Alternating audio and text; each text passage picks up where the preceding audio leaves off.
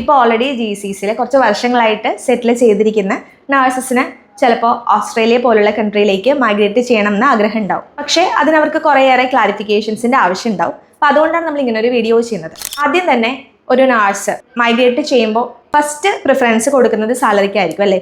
മിക്ക ആളുകളും അങ്ങനെ തന്നെയാണ്. ഒരു 90% കാൻഡിഡേറ്റ്സും ഫോക്കസ് ചെയ്യുന്നത് ആദ്യം സാലറിയിൽ തന്നെയായിരിക്കും. ഓൾറെഡി സാലറിയുടെ കാര്യത്തിൽ അവർ സെറ്റിൽഡ് ആണ്, വെൽ സെറ്റിൽഡ് ആണ് GCC കൺട്രിയിൽ. പക്ഷേ സാലറി മാത്രമല്ല, സാലറിയുടെ ഒപ്പം തന്നെ വേറെ കുറേ കാര്യങ്ങൾ നോക്കിയിട്ട് അവർ മൈഗ്രേറ്റ് ചെയ്യാൻ ആഗ്രഹിക്കുന്നുണ്ട്. ലൈഫ് സ്റ്റൈൽ ഒരു മെയിൻ റീസൺ തന്നെയാണ്. രണ്ട് കൺട്രിയിലും ഏകദേശം സെയിം സാലറി കിട്ടുന്നവരാണെങ്കിലും ഓസ്ട്രേലിയയിലേക്ക് മൈഗ്രേറ്റ് ചെയ്യുന്നവരുണ്ട്. GCCയിൽ കുറേയേറെ സാലറി വാങ്ങിക്കുന്നവരാണെങ്കിലും ഓസ്ട്രേലിയയിലെ ബേസിക് സാലറിയിൽ സ്റ്റാർട്ട് ചെയ്തവരുമുണ്ട്. ഹായ് എവരിവൺ, ഇന്ന് നമ്മൾ ഡിസ്കസ് ചെയ്യാൻ പോകുന്നത് GCC വേഴ്സസ് ഓസ്ട്രേലിയ. ഡെസ്മ international Australia and New Zealand nursing registration ചെയ്യുന്ന കൺസൾട്ടൻസിയാണ്. സോ നമുക്കൊരു 90% ഓഫ് കാൻഡിഡേറ്റ്സ് വരുന്നത് ഗൾഫ് കൺട്രീസിൽ നിന്നാണ്. ഇപ്പോൾ ഓൾറെഡി GCCയിൽ കുറച്ച് വർഷങ്ങളായിട്ട് സെറ്റിൽ ചെയ്തിരിക്കുന്ന നഴ്സസിന് ചിലപ്പോൾ ഓസ്ട്രേലിയ പോലുള്ള കൺട്രിയിലേക്ക് മൈഗ്രേറ്റ് ചെയ്യണം എന്ന് ആഗ്രഹം ഉണ്ടാവും. പക്ഷേ അതിനവർക്ക് കുറേയേറെ ക്ലാരിഫിക്കേഷൻസിൻ്റെ ആവശ്യം ഉണ്ടാവും. അപ്പോൾ അതുകൊണ്ടാണ് നമ്മൾ ഇങ്ങനെ ഒരു വീഡിയോ ചെയ്യുന്നത്. ഇത് ശരിക്കും പറഞ്ഞാൽ ഒരു ഇൻഡിവിജ്വൽ ഡിസിഷനെ ബേസ് ചെയ്തിരിക്കുന്ന കാര്യമാണ്. കുറേയേറെ വർഷങ്ങളായി GCCയിൽ സെറ്റിൽ ആയിട്ടുള്ളവർ സാലറി വൈസ് നോക്കുമ്പോൾ അവർ അത്യാവശ്യം നല്ല രീതിയിൽ ഏൺ ചെയ്യുന്നുണ്ടാവാം. ബട്ട് സാലറി മാത്രം ഒരു ഫാക്ടർ അല്ല. സാലറി അല്ലാതെ കുറേ അധികം കാര്യങ്ങൾ നോക്കിയിട്ടാണ് ഒരു നഴ്സിന് അല്ലെങ്കിൽ ഒരു ഇൻഡിവിജ്വലിന് വേറൊരു കൺട്രിയിലേക്ക് മൈഗ്രേറ്റ് ചെയ്യണമെന്ന് ആലോചിക്കുന്നത്. അപ്പോൾ അതിൻ്റെ കുറച്ച് ക്ലാരിഫിക്കേഷൻസും നമ്മൾക്ക് അറിയാവുന്ന കുറച്ച് ഡീറ്റെയിൽസ് ഒക്കെയാണ് ഞാനിവിടെ എക്സ്പ്ലെയിൻ ചെയ്യുന്നത്. നിങ്ങൾക്ക് ഇൻഡിവിജ്വലി ഡിസൈഡ് ചെയ്യാം. നിങ്ങളുടെ സിറ്റുവേഷനും കാര്യങ്ങളൊക്കെ നോക്കിയിട്ട് നിങ്ങളാണ് ഡിസൈഡ് ചെയ്യേണ്ടത്. ഡെസ്മ പോലെയുള്ള കൺസൾട്ടൻസീസിന് സജഷൻ തരാനും അഡ്വൈസ് തരാനും മാത്രമാണ് സാധിക്കുകയുള്ളൂ. സോ ഡിസിഷൻ എടുക്കേണ്ടത് നിങ്ങളാണ്. ഈ പറയുന്ന വീഡിയോയിൽ എന്തെങ്കിലും തെറ്റുകളോ അല്ലെങ്കിൽ ക്ലാരിഫിക്കേഷൻസോ ഒക്കെ ഉണ്ടെങ്കിൽ നിങ്ങൾക്ക് കമൻറ്റ് ചെയ്യാവുന്നതാണ്. കാരണം ഞാനിത് എൻ്റെ പേഴ്സണൽ എക്സ്പീരിയൻസ് വെച്ചിട്ടാണ് എക്സ്പ്ലെയിൻ ചെയ്യുന്നത്. അതുകൊണ്ട് തന്നെ പലരുടെയും ഒപ്പീനിയൻ വേറെ ആയിരിക്കും. ഇതൊരു ലെങ്തി വീഡിയോ ആയതുകൊണ്ട് തന്നെ 2 പാർട്ടായിട്ടായിരിക്കും നമ്മളിത് അപ്ലോഡ് ചെയ്യുന്നത്. ഗൾഫ് കൺട്രീസ് വേഴ്സസ് ഓസ്ട്രേലിയ, ഇതിനകത്ത് കുറേ ഫാക്ടേഴ്സ് വരുന്നുണ്ട്. Salary, educational benefits, shift work, citizenship അല്ലാന്നുണ്ടെങ്കിൽ വിസ സ്റ്റേറ്റസ്, അങ്ങനെ കുറേയേറെ ഘടകങ്ങൾ നോക്കിയിട്ടാണ് ഒരു നഴ്സിന് വേറൊരു കൺട്രി, ഇപ്പം നിൽക്കുന്ന ഒരു കൺട്രിയിൽ നിന്ന് വേറൊരു കൺട്രിയിലേക്ക് മൈഗ്രേറ്റ് ചെയ്യണമെന്ന് ആലോചിക്കുന്നത്. അപ്പോൾ നമ്മൾ ഈ ഒരു വീഡിയോയിൽ ഈ കാര്യങ്ങളൊക്കെ എക്സ്പ്ലെയിൻ ചെയ്ത് പോകുന്നുണ്ട്. ആദ്യം തന്നെ ഒരു നഴ്സ് മൈഗ്രേറ്റ് ചെയ്യുമ്പോൾ ഫസ്റ്റ് പ്രിഫറൻസ് കൊടുക്കുന്നത് സാലറിക്കായിരിക്കും അല്ലേ? മിക്ക ആളുകളും അങ്ങനെ തന്നെയാണ്. ഒരു 90% കാൻഡിഡേറ്റ്സും ഫോക്കസ് ചെയ്യുന്നത് ആദ്യം സാലറിയിൽ തന്നെയായിരിക്കും. കാരണം സാലറിയാണ് മെയിൻ ഫാക്ടർ. സാലറി ഇല്ലാതെ നമുക്ക് സർവൈവ് ചെയ്യാനായിട്ട് സാധിക്കില്ല. സോ ഗൾഫ് കൺട്രിയിൽ വർക്ക് ചെയ്യുന്ന ഒരു നഴ്സിന് അവർക്ക് ഓസ്ട്രേലിയയിലേക്ക് മൈഗ്രേറ്റ് ചെയ്യണമെങ്കിൽ ഗൾഫ് കൺട്രീനേക്കാട്ടിലും കുറച്ചുകൂടെ ബെറ്റർ ആയിട്ടുള്ളൊരു സാലറി ഓപ്പർച്യൂണിറ്റി ആണെങ്കിൽ മാത്രമാണ് മൈഗ്രേറ്റ് ചെയ്യാറുള്ളൂ. സാധാരണ GCCയിൽ വർക്ക് ചെയ്യുന്ന ഒരു നഴ്സിന് ഒരു 1.5 ലക്ഷം മുതൽ ഒരു 3 ലക്ഷം രൂപ വരെയാണ് ആവറേജ് സാലറി വരുന്നത്. ആവറേജ് സാലറിയാണിത്. പക്ഷേ ഇതിലും കൂടുതൽ നല്ല രീതിയിൽ ഏൺ ചെയ്യാൻ പറ്റുന്ന നഴ്സസും GCC കൺട്രിയിൽ വർക്ക് ചെയ്യുന്നുണ്ട്. ലൈക്ക് കുവൈറ്റ്, ഖത്തറൊക്കെ വർക്ക് ചെയ്യുന്ന നഴ്സസിന് അത്യാവശ്യം ഹ്യൂജ് സാലറി തന്നെയാണ് ഉള്ളത്.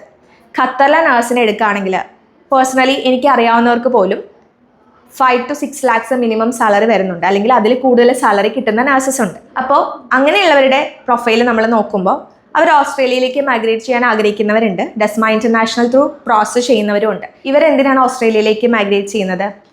ഓൾറെഡി സാലറിയുടെ കാര്യത്തിൽ അവർ സെറ്റിൽഡ് ആണ്, വെൽ സെറ്റിൽഡ് ആണ് GCC കൺട്രിയിൽ. പക്ഷേ സാലറി മാത്രമല്ല, സാലറിയുടെ ഒപ്പം തന്നെ വേറെ കുറേ കാര്യങ്ങൾ നോക്കിയിട്ട് അവർ മൈഗ്രേറ്റ് ചെയ്യാൻ ആഗ്രഹിക്കുന്നുണ്ട്. ലൈഫ് സ്റ്റൈൽ ഒരു മെയിൻ റീസൺ തന്നെയാണ്. GCCയിൽ വർക്ക് ചെയ്യുന്ന നഴ്സസിൻ്റെ ഡെസിഗ്നേഷൻ നോക്കുമ്പോൾ ചിലർ രജിസ്റ്റേർഡ് നഴ്സായിട്ട് വർക്ക് ചെയ്യുന്നവരുണ്ടാവാം, ചിലർ ഇൻചാർജായിട്ട് വർക്ക് ചെയ്യുന്നവരുണ്ടാവാം, എഡ്യൂക്കേറ്ററായിട്ട് വർക്ക് ചെയ്യുന്നവരുണ്ടാവാം. സോ ഇവരുടെയൊക്കെ സാലറി വൈസ് നോക്കുമ്പോൾ വ്യത്യാസമുണ്ട്, നല്ല ഡിഫറൻസ് തന്നെ വരാറുണ്ട്. ഗൾഫ് കൺട്രിയിൽ വർക്ക് ചെയ്യുമ്പോൾ പബ്ലിക് ഹോസ്പിറ്റൽ ഉണ്ട്, പ്രൈവറ്റ് ഹോസ്പിറ്റൽ ഉണ്ട്. സോ പബ്ലിക് ഹോസ്പിറ്റൽസിൽ ഇപ്പം ഞാൻ പറഞ്ഞ ഖത്തറിലൊക്കെ ആണെങ്കിൽ അത്യാവശ്യം നല്ല രീതിയിൽ തന്നെ സാലറി കൊടുക്കുന്നുണ്ട്. ഡെസിഗ്നേഷനും വ്യത്യാസമുണ്ട്. ഓസ്ട്രേലിയയിലേക്ക് മൈഗ്രേറ്റ് ചെയ്യുമ്പോൾ ആദ്യം ഈ ഡെസിഗ്നേഷൻ വരുന്നത് രജിസ്റ്റേർഡ് നഴ്സായിട്ട് തന്നെയായിരിക്കും. ഒരിക്കലും വേറൊരു കൺട്രിയിൽ അവർ എഡ്യൂക്കേറ്ററോ അല്ലാന്നുണ്ടെങ്കിൽ ഇൻചാർജൊക്കെ ആയിട്ട് വർക്ക് ചെയ്യുകയാണെങ്കിൽ ഓസ്ട്രേലിയയിൽ നമുക്ക് ആ സെയിം ഡെസിഗ്നേഷനിൽ ജോബ് കിട്ടില്ല. സ്റ്റാർട്ടിംഗ് സ്റ്റേജ് എന്ന് പറയുന്നത് രജിസ്റ്റേർഡ് നഴ്സ് തന്നെയായിരിക്കും. ഈ ഒരു ഡെസിഗ്നേഷൻ മാറാത്തത് കൊണ്ട് തന്നെ സാലറിയുടേതും ബേസിക് സാലറിക്ക് ആയിരിക്കും ഓസ്ട്രേലിയയിൽ ആദ്യം തന്നെ നമുക്ക് കിട്ടുക. എക്സ്പീരിയൻസ് കൗണ്ട് ചെയ്യും, എന്നാലും ഹ്യൂജ് എമൗണ്ട് സാലറി ആദ്യം തന്നെ കിട്ടണം എന്നില്ല. ഓസ്ട്രേലിയയുടെ ബേസിക് സാലറി എന്ന് പറയുന്നത് ഏകദേശം 4.5 lakhs ഒക്കെയാണ് വരുന്നത്. അപ്പോൾ GCC ആയിട്ട് കമ്പയർ ചെയ്യുമ്പോൾ ചില നഴ്സസിന് ഭയങ്കര കൂടുതൽ സാലറി കിട്ടുന്ന ഹോസ്പിറ്റൽസ് ഉണ്ട് GCCയിൽ. പക്ഷെ ഓസ്ട്രേലിയയിൽ നമുക്ക് സ്റ്റാർട്ടിംഗ് സ്റ്റേജിൽ ഒരു 4.5 ഒക്കെയാണ് ഒരു മിനിമം എക്സ്പീരിയൻസ് ഉള്ള ഒരു നഴ്സിന് കിട്ടുന്നത്. അപ്പം തന്നെ നിങ്ങൾക്ക് ആ ഒരു സാലറിയുടെ ഡിഫറൻസ് മനസ്സിലായി കാണുമെന്ന് വിചാരിക്കുന്നു. രണ്ട് കൺട്രിയിലും ഏകദേശം സെയിം സാലറി കിട്ടുന്നവരാണെങ്കിലും ഓസ്ട്രേലിയയിലേക്ക് മൈഗ്രേറ്റ് ചെയ്യുന്നവരുണ്ട്. GCCയിൽ കുറേയേറെ സാലറി വാങ്ങിക്കുന്നവരാണെങ്കിലും ഓസ്ട്രേലിയയിൽ ബേസിക് സാലറിയിൽ സ്റ്റാർട്ട് ചെയ്തവരുമുണ്ട്. ഓസ്ട്രേലിയയുടെ സാലറി നോക്കുമ്പോൾ ടാക്സബിൾ ആണ്. ഓസ്ട്രേലിയയിൽ RN ആയിട്ട് വർക്ക് ചെയ്യുന്ന ഒരു നഴ്സിന് ഏകദേശം 30% ടാക്സ് കൊടുക്കേണ്ടി വരാറുണ്ട്. എന്നാൽ GCCയിൽ അങ്ങനെയല്ല. സോ സാലറിയുടെ ഈ ഒരു കാര്യം നോക്കുമ്പോൾ രണ്ട് കൺട്രിയിലും ബെസ്റ്റ് ഏതാണെന്ന് നോക്കുകയാണെങ്കിൽ നിങ്ങൾ കറൻ്റ്ലി വർക്ക് ചെയ്യുന്ന ജോബ് റോൾ ഏതാണോ അത് റിലേറ്റഡ് ആയിട്ടുള്ള നിങ്ങളുടെ സാലറി ഭയങ്കര കൂടുതലാണ്, നിങ്ങൾക്ക് ടാക്സബിൾ അല്ല എന്നുണ്ടെങ്കിൽ ഇപ്പം നിങ്ങൾ വർക്ക് ചെയ്യുന്ന സാലറി ആയിരിക്കും ബെറ്റർ. പക്ഷേ ഓസ്ട്രേലിയയിൽ ഈ ഒരു എമൗണ്ട് കിട്ടുന്നുണ്ടെങ്കിലും കുറേയേറെ ബെനിഫിറ്റ്സ് വേറെയും വരുന്നുണ്ട്. ഇനി അടുത്ത പോയിന്റ് നമുക്ക് ഷിഫ്റ്റ് നോക്കാം. ഗൾഫ് കൺട്രീസിൽ വർക്ക് ചെയ്യുന്ന നഴ്സസ് ആണെങ്കിൽ അവർക്ക് കൂടുതലും 12 hours ഷിഫ്റ്റ് ആയിരിക്കും. എന്നാൽ ഓസ്ട്രേലിയയിൽ അങ്ങനെയല്ല. കൂടുതലും ഞാൻ കണ്ടുവന്നിട്ടുള്ളത് 8 hours ആണ്. 8 hours അല്ലാതെ 12 hours ഷിഫ്റ്റ് ഉള്ള ഹോസ്പിറ്റൽസ് അല്ലെങ്കിൽ ഡിപ്പാർട്ട്മെന്റ്സ് ഉണ്ട്. പക്ഷെ കൂടുതലും വരുന്നത് 8 hours ആണ്. വീക്ക്ലി 5 days ആയിരിക്കും വർക്കിംഗ് വരിക. ഇത് സാധാരണ ഹോസ്പിറ്റൽസിലൊക്കെ വർക്ക് ചെയ്യുന്ന കേസാണ്. അതല്ലാതെ ഏജൻസീസിലൊക്കെ വർക്ക് ചെയ്യുന്നവരുണ്ട്. ഏജൻസീസിൽ വർക്ക് ചെയ്യുന്നവർ അവരുടെ ഇഷ്ടം അനുസരിച്ച്, അതായത് ഇപ്പം ഏജൻസി വർക്ക് എന്ന് പറയുമ്പോൾ ഓൺ കോൾ ഡ്യൂട്ടി ഒക്കെ ആയിരിക്കും. നമ്മൾ അവൈലബിൾ ആണെങ്കിൽ നിങ്ങൾ ആ ഒരു ഏജൻസി വേറെ ഏജൻസി ആയിട്ടാണ് ത്രൂ വർക്ക് ചെയ്യുന്നുണ്ടെങ്കിൽ അവൈലബിലിറ്റി അനുസരിച്ചായിരിക്കും പോകുന്നത്. അപ്പോൾ നിങ്ങളുടെ ഷിഫ്റ്റിനും നിങ്ങളുടെ പേയ്മെൻറ്റിലും ഒക്കെ വ്യത്യാസം ഉണ്ടാവും. ഈ ഷിഫ്റ്റ് അനുസരിച്ച് അല്ലെങ്കിൽ ഈ ഷിഫ്റ്റിൻ്റെ ഡ്യൂറേഷനൊക്കെ അനുസരിച്ചിട്ടാണ് നിങ്ങളുടെ പേയ്മെൻറ്റ്സും വരുന്നത്. സോ കമ്പയർ ചെയ്യുമ്പോൾ ഓസ്ട്രേലിയയിൽ 8 hours ഡ്യൂട്ടിയാണ് കൂടുതൽ. GCCയിൽ നമ്മൾ നോക്കുകയാണെങ്കിൽ ഒരു 12 hours ഷിഫ്റ്റ് ഒക്കെ വരുന്നുണ്ട്. ഇനി വേറൊരു ബെനിഫിറ്റ് എന്ന് പറയുന്നത് എഡ്യൂക്കേഷണൽ ബെനിഫിറ്റ്സ് ആണ്.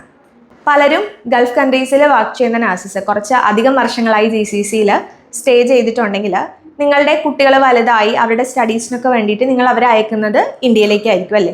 അല്ലാന്നുണ്ടെങ്കിൽ GCCയിൽ നിന്ന് തന്നെ പല ഇംഗ്ലീഷ് സ്പീക്കിംഗ് കൺട്രിയിലേക്ക് നിങ്ങൾ കുട്ടികളെ സ്റ്റഡിക്ക് വേണ്ടിയിട്ട് അയക്കാറുണ്ട്. ഇപ്പോൾ നഴ്സിൻ്റെ കാര്യങ്ങളാണ് പറഞ്ഞുകൊണ്ടിരിക്കുന്നത്. അപ്പോൾ അതുകൊണ്ട് തന്നെ ഞാൻ ആ ഒരു പ്രൊഫഷൻ്റെ ഫാമിലി ഡീറ്റെയിൽസ് ആണ് ഇപ്പോൾ എക്സ്പ്ലെയിൻ ചെയ്യുന്നത്. സോ ഒരു നഴ്സ് ഓസ്ട്രേലിയയിൽ സെറ്റിൽഡ് ആണ്. അവരുടെ കുട്ടികളുടെ എഡ്യൂക്കേഷൻ്റെ കാര്യങ്ങൾ നോക്കുമ്പോൾ എഡ്യൂക്കേഷൻ ഫ്രീ ആണ്. GCCയിൽ അങ്ങനെയല്ല, നമ്മൾ പേ ചെയ്തിട്ടായിരിക്കും കുട്ടികളെ സ്റ്റഡീസിൻ്റെ കാര്യങ്ങളെല്ലാം നോക്കുന്നത്. പക്ഷേ ഓസ്ട്രേലിയയിൽ പെർമനൻ്റ്ലി സെറ്റിൽ ആയതോ അല്ലാന്നുണ്ടെങ്കിൽ വർക്ക് വിസയിലോ ഉള്ള ആളുകളാണെങ്കിൽ പബ്ലിക് സ്കൂൾസിൽ കുട്ടികളുടെ എഡ്യൂക്കേഷൻ ഫ്രീ ആണ്. പക്ഷേ GCCയിൽ അങ്ങനെയല്ല, പേ ചെയ്യേണ്ടി വരും. അത്യാവശ്യം എക്സ്പെൻസീവ് ആയിട്ടുള്ള കാര്യങ്ങൾ തന്നെയാണ്. ഓസ്ട്രേലിയയിൽ സ്കൂളിംഗ് കഴിഞ്ഞ് കഴിഞ്ഞാൽ അടുത്തത് കുട്ടികൾ യൂണിവേഴ്സിറ്റീസിൽ പോകുന്ന സമയത്തും ഫണ്ടിങ് അവൈലബിൾ ആണ്. നമ്മുടെ വിസ സ്റ്റേറ്റസ് അനുസരിച്ചിട്ട് ഫണ്ടിങ് കിട്ടാറുണ്ട്.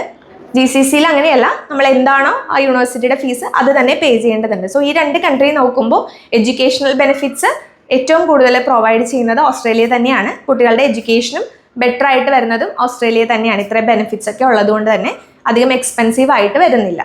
അടുത്ത പോയിന്റ് ആണ് ഹൗസ്. ഗൾഫ് കൺട്രീസിൽ വർക്ക് ചെയ്യുന്ന നഴ്സസ് കൂടുതലും ഓസ്ട്രേലിയ പോലുള്ള രാജ്യങ്ങളിലേക്ക് മൈഗ്രേറ്റ് ചെയ്യാനുള്ള മെയിൻ റീസൺ എന്ന് പറയുന്നത് ചിലപ്പോൾ വേണമെങ്കിൽ ഹൗസ് ആണെന്ന് പറയാം. കാരണം GCCയിൽ നമുക്കൊരു വീട് വാങ്ങിച്ച് സെറ്റിൽ ആവാന്നുള്ളത് അത്ര പോസിബിൾ ആയിട്ടുള്ളൊരു കാര്യമല്ല. പക്ഷെ ഓസ്ട്രേലിയയിൽ അങ്ങനെയല്ല. നമ്മളുടെ നാടിൻ്റെതായ ഒരു ക്ലൈമറ്റ് ഉള്ളൊരു രാജ്യമാണ്. അതുപോലെ തന്നെ നമ്മുടെ നാട്ടിലും കുറച്ച് കൃഷിയൊക്കെ ചെയ്ത് ജീവിക്കാൻ ആഗ്രഹിക്കുന്ന ഒത്തിരി ആളുകളുണ്ട്, മലയാളീസ്. അപ്പം അങ്ങനെയുള്ളവർക്കൊക്കെ പറ്റിയൊരു കൺട്രിയാണ് ഓസ്ട്രേലിയ. നിങ്ങൾക്ക് സ്വന്തമായിട്ട് വീട് വാങ്ങിക്കാനായിട്ട് സാധിക്കും. അവിടെ നിങ്ങൾക്ക് ഇഷ്ടമുള്ള കൃഷി കാര്യങ്ങൾ ഒക്കെ ചെയ്ത് നിങ്ങൾക്ക് ആ ഒരു ലൈഫ് സ്റ്റൈൽ മുന്നോട്ട് കൊണ്ടുപോകാനായിട്ട് സാധിക്കും. പലരും ഓസ്ട്രേലിയയിൽ ചെന്ന് 2-3 വർഷത്തിനുള്ളിലൊക്കെ വീട് വാങ്ങിച്ചവരെ നമുക്കറിയാം. പക്ഷേ GCCയിലാണെങ്കിൽ വർഷങ്ങളായിട്ട് റെൻറ്റിനൊക്കെ താമസിക്കുന്നവരായിരിക്കും കൂടുതലും. അവിടെ വീട് വാങ്ങിക്കുക എന്നുള്ളൊരു പോസിബിലിറ്റി ഇല്ല. അടുത്ത ബെനിഫിറ്റ് ആണ് റിട്ടയർമെൻറ്റ് ബെനിഫിറ്റ്. GCCയിൽ വർക്ക് ചെയ്യുന്നവരാണെങ്കിൽ അവരുടെ റിട്ടയർമെൻറ്റ് ലൈഫ് അവർ എക്സ്പീരിയൻസ് ചെയ്യുന്നത് നാട്ടിലേക്ക് പോയിട്ടായിരിക്കും അല്ലേ. ഒരു 60 വയസ്സ് വരെയൊക്കെ GCCയിൽ വർക്ക് ചെയ്ത് റിട്ടയർഡ് ആയതിനു ശേഷം നാട്ടിലേക്ക് മൈഗ്രേറ്റ് ചെയ്ത് അവിടെ സെറ്റിൽ ചെയ്യാനായിട്ടായിരിക്കും ആഗ്രഹിക്കുന്നത്. പക്ഷേ ഓസ്ട്രേലിയയിൽ പോയ ഒരാൾ അവിടെ നിന്ന് കഴിഞ്ഞിട്ട് പിന്നെ ഓസ്ട്രേലിയയിൽ നിന്ന് റിട്ടയർമെൻറ്റ് ലൈഫ് എന്ന് പറഞ്ഞിട്ട് പിന്നെ നാട്ടിലേക്ക് പറിച്ച് നടുക എന്ന് പറയുന്നത് വളരെ ചുരുക്കമാണ്. അങ്ങനെ ആരും തന്നെ ഉണ്ടാവില്ല എന്ന് പറയാം. അത് മാത്രമല്ല ഓസ്ട്രേലിയയിൽ റിട്ടയർമെൻറ്റ് ബെനിഫിറ്റ് കൂടുതലാണ്. നമുക്കിപ്പോൾ സൂപ്പർ ആനുവേഷൻ്റെ ബെനിഫിറ്റ്സ് ഒക്കെ ഓസ്ട്രേലിയയിൽ പ്രൊവൈഡ് ചെയ്യുന്നുണ്ട്. GCCയിൽ വർക്ക് ചെയ്യുന്ന ഒരു നഴ്സ് റിട്ടയർഡ് ആയി പോകുന്ന സമയത്ത് എൻ്റെ ഒരു നോളജിൽ എനിക്ക് തോന്നുന്നു ഒരു 1 year സാലറി ഒക്കെ ആയിരിക്കും അവർക്ക് കിട്ടുക അല്ലേ. അതിൽ കൂടുതൽ ഉണ്ടോ എന്നുള്ളത് എനിക്കറിയില്ല. ബാക്കി ഡീറ്റെയിൽസ് നിങ്ങൾക്ക് കമൻറ്റ് ചെയ്യാവുന്നതാണ്. ബട്ട് ഓസ്ട്രേലിയയിൽ അങ്ങനെയല്ല, സൂപ്പർ ആനുവേഷൻ ഉണ്ട്. അപ്പോൾ ഈ ഒരു സൂപ്പർ ആനുവേഷൻ്റെ സമയത്ത് എംപ്ലോയർ തന്നെ കോൺട്രിബ്യൂട്ട് ചെയ്യാറുണ്ട്. നമ്മുടെ ഒരു കോൺട്രിബ്യൂട്ടറി പെൻഷൻ എന്ന് വേണമെങ്കിൽ പറയാം. നമുക്കൊരു 65 വയസ്സൊക്കെ കഴിയുമ്പോഴേക്കും ഈ ഒരു എമൗണ്ട് ഒക്കെ എടുത്ത് തുടങ്ങാനായിട്ട് പറ്റുന്നതാണ്. പക്ഷേ GCCയിലാണെങ്കിൽ നിങ്ങൾക്ക് ഇങ്ങനെയുള്ള ബെനിഫിറ്റ്സ് ഒന്നും ഉണ്ടാകില്ല. അത് കൂടാതെ നമുക്ക് ഓസ്ട്രേലിയയിൽ ഗവൺമെൻറ്റിൻ്റെ സൈഡിൽ നിന്നുള്ള അലവൻസസും അവൈലബിൾ ആയിരിക്കും. ഞാൻ നേരത്തെ പറഞ്ഞതുപോലെ ഇതൊരു ലെങ്തി വീഡിയോ ആണ്. അടുത്ത വീഡിയോ നമുക്ക് പാർട്ട് 2 ആയിട്ട് അപ്ലോഡ് ചെയ്യാം. ഈ വീഡിയോ നിങ്ങൾക്ക് യൂസ്ഫുൾ ആയി എന്ന് വിചാരിക്കുന്നു. GCCയിൽ നിങ്ങൾ വർക്ക് ചെയ്യുകയാണെങ്കിൽ, നിങ്ങൾക്ക് ഓസ്ട്രേലിയയിലേക്ക് മൈഗ്രേറ്റ് ചെയ്യാൻ ആഗ്രഹം ഉണ്ടെങ്കിൽ കുറച്ച് കൂടുതൽ കാര്യങ്ങൾ നമ്മൾ ഈ വീഡിയോയിൽ എക്സ്പ്ലെയിൻ ചെയ്യുന്നുണ്ട്. സോ 2 പാർട്ട് നിങ്ങൾ ഫുള്ളായിട്ട് കാണുക. വീഡിയോ യൂസ്ഫുൾ ആയി എന്ന് വിചാരിക്കുന്നു. പാർട്ട് 2 വീഡിയോ ഉടനെ തന്നെ അപ്ലോഡ് ചെയ്യുന്നതാണ്. കൂടുതൽ ഡീറ്റെയിൽസിനായി സ്ക്രീനിൽ കാണുന്ന വാട്സപ്പ് നമ്പറിൽ കോൺടാക്ട് ചെയ്യൂ. താങ്ക്